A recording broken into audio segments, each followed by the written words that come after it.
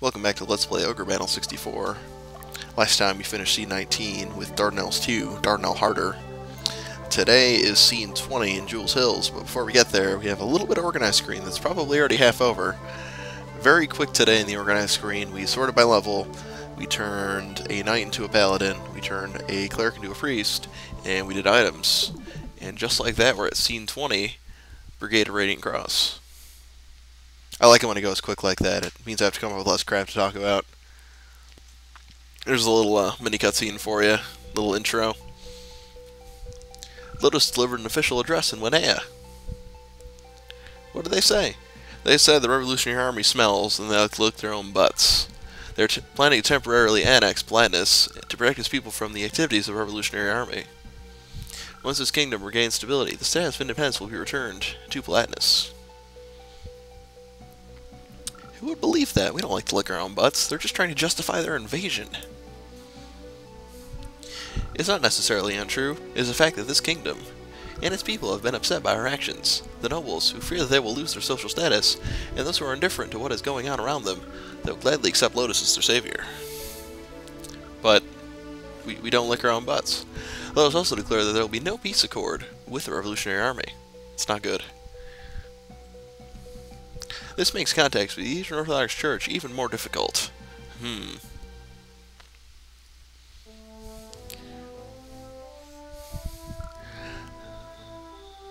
So, we're here in Fort Bergiga, if you want to call it that, and we need to get to Gunter Hall Station in the northeast. And the importance of this map is that, I guess, Jules Hills is the crossroad between Alba, Capricium, and Latium. So, in order to get to Capricium, we need to get through here. So this is kind of like a waypoint on the way. And they get a bunch of dudes, and it's bad times all around. But we're the Revolutionary Army. We're Team Buttsex. I think we can handle it. So, and they don't want us talking to the Eastern Orthodox Church, because they'd probably help us if given the chance. So, Lotus hates us. They don't want us at the Eastern Orthodox Church. In order to get there, we have to go through here. So, a little bit of the significance of this mission, surprisingly. We can only believe in what we are doing and continue forward.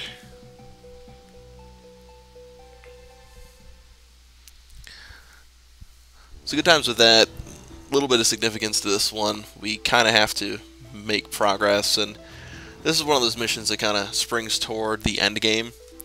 We are in Chapter 3 now, so we're getting kind of close, but not really. We're about, if I could ballpark it, 2/3 of the way to the ending. So, making some progress, and I never thought I'd actually make it this far doing this. This was just kind of like a, hey, I'd like to Let's Play Ogre Battle one day, and sure enough, we actually ended up here, and we're still doing this somehow, 2 years later, so good for me, right? Good for us. There's a mini cutscene here. They're the Brigade of Radiant Cross, and they pray to Lotus, and blah blah blah, no one cares. It feels important. I probably wouldn't have made the cutscene go really fast, but I did, and it really doesn't matter. I show the important ones anyway, so yeah, I didn't actually think I'd make it this far, but lo and behold, we are here. If it's one thing I can't really say I'm proud of in this whole thing was my lack of consistency. I do wish I was more consistent in doing this. I do wish I had regular updates, and I do wish that this would probably be done by now. In all actuality, it probably should be done by now. I doubt any of you watch other Let's Players out there that do Ogre Battle, because this game is long-winded, and hearing me talk about it's probably bad enough, but if you've seen other guys, they normally, like, complete the whole game within a year or less. We're running on 2+ years, and I'm still doing it. Lack of consistency at its finest. So, a couple of things you'll notice in this time around, I'm going with some more advanced recruit strategy action, and that's just because I think it works really well. So you'll see that come up more than once, and I'm not going to point it out every time, but it's something to best pager ever there, by the way. We pull it out for all of one, but it's something I like to pull out once in a while because I think it's very effective, so I like to do things that work because I'm a cheap bastard, what can I say? But yeah, I definitely like to see progress, and I definitely like to see that we're actually making some headway, trying to get towards the end. Not that I don't like doing this, but I feel like I want to do other stuff too. so I'm not going to take on a big project like this in the midst of a big project that I'm already in like this, so can't start a new one till we finish this one. That's somewhat of the inspiration we have so far. I don't know. It is what it is, I guess, and this is one of my favorite games, like I mentioned before, so we'll just have to wait and see what happens. I'm hoping to make some progress by the end of the summer. Maybe we'll be done by the end of the year, but those could be lofty goals. We shall see what happens. In the meantime, in Scene 20, some interesting things to note regarding what the enemy units do. There are a couple of legions that don't really give us any problems, but might give you some problems. And there are 3 flying units heading towards the main base. You see them flying in the red there. And they might give you a hard time if you don't have anybody sitting on your main stronghold. I left myself there, HJ, or the main character Magnus, who I'm calling HJ, and he's gonna do a pretty decent job in helping out, protect the main base, but you can see them all branch off there and do their own thing. I'd say if you're gonna make like a decent flying attacking unit to storm my main base, you should probably put more than 3 people in the unit. Just saying, like, more attacks per turn might do some more damage. I don't know. I mean, the game is supposed to be beatable, but at the same time, it almost feels like with the terrible way I've played this, it should be more difficult, and it's really not. Granted, with my incompetence, I do screw up once in a while, but if a guy like me who's playing this game, doing it completely against what every normal person would do, can beat it just fine, I think you'd probably be okay. I don't know. It's really tough to say. But yeah, check this out. Every single one of those flying units has the some kind of Hawkman or Vulcan or Raven leading it. They have 2 monsters in the unit with them. You know, normally I'd say, oh, you know, 2 monsters, blah blah blah. It's not a big deal, but I'm looking at it as number of attacks per round, and okay, you maybe get 2 or 3 attacks per monster each time, but okay, there's the one flying unit that's not. They actually kind of did something right. They put 5 in there, but the problem is their fairies don't really attack unless they're in the back row, so it's kind of a waste. I don't know.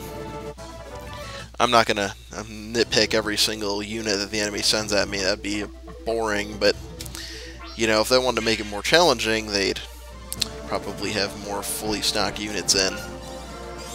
At least like the boss units, they have a whole bunch of guys that might actually give you some trouble, even though their unit layout is usually terrible, with enemy leader boss guy either being in the front, middle, or back middle, depending.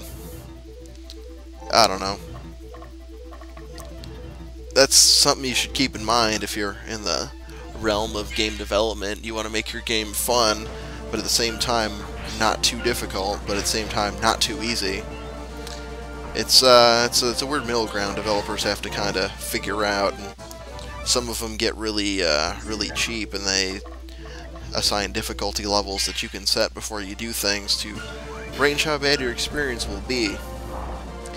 I think that's actually smart in the fact that, you know, if you can make your game have an easy difficulty setting, you know, your new players to the game won't have difficulty enjoying themselves. But at the same time, your hardcore veterans of the game can still get a challenge by playing on a harder difficulty. As much as I like to criticize the Call of Duty franchise, they kind of have it right in regards to the campaign with that, because there's always 4 difficulties to their campaign. There's Recruit, which is like, hey, how do we move the controller? There's like Normal, Hardened, and Veteran, and as you get up in difficulty, it gets really hard. And you know, TLDR, I always play on Hardened because I'm not the best, but I'm not the worst, and I like a little bit of a challenge. And Hardened seems to give me that challenge in Call of Duty. So obviously this system is not great for every single type of game out there. Although it does make sense in certain situations. Like in an RPG, you know, I don't really think you'd want to have a tiered difficulty setting, but maybe like a normal and a hard. So if you're really good at RPGs, you can jump into the hard, and that would let you, like, fight harder enemies or not have as many healing items depending. And in regards to that, I think Fallout had a great system with that, and their newest installment, Fallout New Vegas, newest being, you know, within the last year or two, they had a hardcore mode, which you took more damage and you would have to randomly drink water to stay hydrated. You know, I think that's a good system if you're really hardcore about RPGs, but, you know, I don't really think I am. I think I'm more of a casual player, so when I played Fallout New Vegas, I played it on normal. You know, it's tough to say, you know, it's hard appealing to a mass audience, but I give the game developers a lot of credit that actually try. They try and make it so, hey, we can sell more games, because, you know, some of the hardest games out there, you know, not everyone's going to have the patience to try and get through the first level after, you know, 1,000 hours of play. And on that note, we're on a random tangent about game development, apparently. Games from back in the day were a lot harder than games nowadays. I don't want to attribute it to just the difficulty levels that you can change, but, you know, games back then, well, games like Mario, games like original Legend of Zelda on Nintendo, like, there were no, like, save states. There were no, like, well, I mean, you could continue from the beginning of the world depending, but generally, if you were playing, you can't, like, save and come back once you turn off the console. Like, you're done after you turn it off. So, they kind of had to make it so you could, on the one hand, beat it in one sitting, but on the other hand, still make it kind of challenging. And my biggest culprit probably has to be Adventure Island on the Nintendo. To this day, I still have not made it past the first world. I may do a Let's Fail one-shot of that, so you can see how terrible I am at that game, but we're talking like hours upon hours spent playing that game, not getting past the first world. And to this day, I still can't. I'm not saying I'm not great at video games, because I've had, you know, years and years of experience since I had my Nintendo when I was 2, but still can't get past it, so there's got to be some level of challenge there. Maybe I'm stupid, I don't know, but, like, it's interesting just to see the way things have evolved since then. You know, they've made it easier with continues and save states, and you can save your progress anywhere, or there are checkpoints, or they make it so it appeals to everyone. Now, back in the day, granted, you didn't have the technology to do that, but it's a double-edged sword. I think one of the exceptions to this rule would be, I believe Mega Man 10, a Mega Man remake, came out in the last couple of years here, and they tried to make it challenging like the original. I guess from what I've heard, they succeeded, but I've not been a Mega Man avid player. I've played a couple of the games, but I wouldn't say I'm like a big, like, devoted fan, but that's something I definitely want to check out maybe sometime, someday, run through all the games for the hell of it. And that's, just complete random another tangent about games. The fact that we've been doing video games since, like, the 70s with Pong up until now, so I can't really speak English really very well. We've had so many games come out since, like, the 70s that we're in 2012 now, so 40 years of games you can go play if you've never played any before, so I have a lot of things I can go play and catch up on, so it's an endless cycle, and there's just more and more stuff coming out, so video games is one of your main hobbies like it is mine. You have a lot to look forward to. You can always go back and play the classics, and you can always play new stuff as it comes out, so good stuff with that. I'm sorry I didn't really talk about the gameplay this time, but I kind of went off on a really big tangent. And in all actuality, the only things you have to take out of this part 1 is that we fight a bunch of dudes storm the base, and I'm starting to get better at playing Ogre Battle. I don't know if my units are getting stronger, or the enemies are getting weaker, or I'm being stronger than the enemy units more quickly over time. Whatever the case may be, I'm starting to kick a lot of ass, and I'm looking forward to getting even stronger really soon. So no major hiccups in part 1. This is only going to be a 2-part episode, so next time we'll get more random battles, and we'll get the ending cutscene. So, hope you enjoyed my random rant about gaming and evolution and difficulty and all that good stuff. I don't really know, it just kind of came out of nowhere. But other than that, I want to thank you guys for watching, and other than this Patriot Flame, we'll see you next time on Let's Play Ogre Battle 64.